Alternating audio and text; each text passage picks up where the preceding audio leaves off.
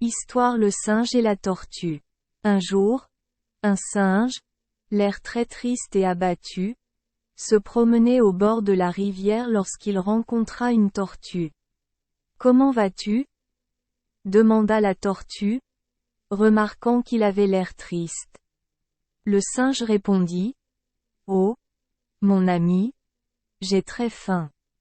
Les courges de Monsieur Farmer ont toutes été prises par les autres singes, et maintenant je suis sur le point de mourir faute de nourriture. Ne vous découragez pas, dit la tortue. Prends un bolo et suis-moi et nous volerons des plants de bananier. Ils marchèrent donc ensemble jusqu'à ce qu'ils trouvèrent de belles plantes qu'ils déterrèrent, puis ils cherchèrent un endroit où les installer. Finalement, le singe grimpa sur un arbre et y planta le sien, mais comme la tortue ne pouvait pas grimper, il creusa un trou dans le sol et y posa le sien. Une fois leur travail terminé, ils s'en allèrent, planifiant ce qu'ils devaient faire de leur récolte. Le singe dit : « Quand mon arbre portera des fruits, je le vendrai et j'aurai beaucoup d'argent. » Et la tortue dit : « Quand mon arbre portera des fruits, je le vendrai et j'achèterai 3 varas de tissu pour remplacer cette coquille craquelée. » Quelques semaines plus tard, ils retournèrent sur place pour voir leurs plantes et découvrir que celle du singe était morte, car ses racines n'avaient pas de terre dans l'arbre, mais que celle de la tortue était grande et portait des fruits.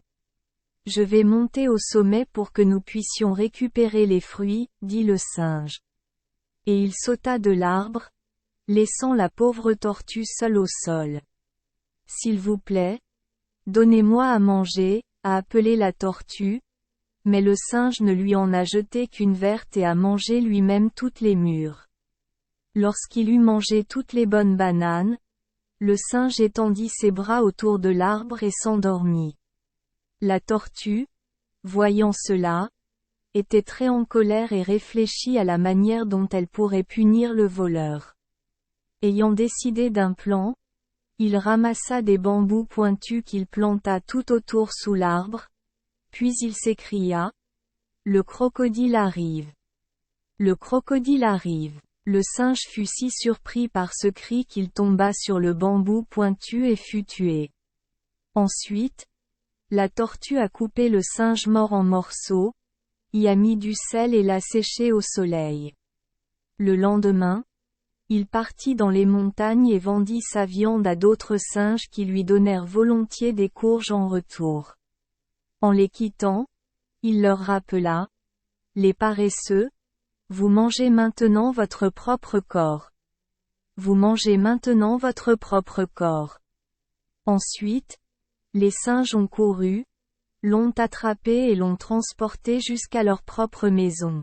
« Prenons une hachette, dit un vieux singe, et coupons-le en très petits morceaux. » Mais la tortue rit et dit : « C'est exactement ce que j'aime, j'ai été frappé plusieurs fois avec une hachette. Ne vois-tu pas les cicatrices noires sur ma carapace ? » Alors l'un des autres singes dit : « Jetons-le à l'eau. » La tortue cria et les supplia d'épargner sa vie, mais ils ne prêtèrent aucune attention à ses supplications et le jetèrent à l'eau.